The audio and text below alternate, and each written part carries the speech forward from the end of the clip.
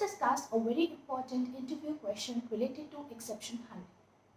So the question is, what are the keywords related to exception handling?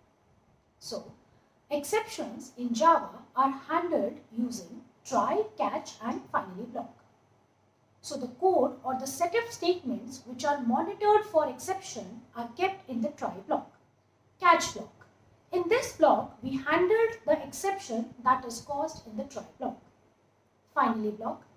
In this, we write those set of statements which are executed whether an exception occurs or not, like cleanup of resources or closing the connection. There are two more keywords in exception handling. The first one is throw, which is used to explicitly throw an exception using new keyword. And the second one is throws, which is used to declare the exception, and it is used along with the method signature. So that's all for today. We will be right back with more such interview questions.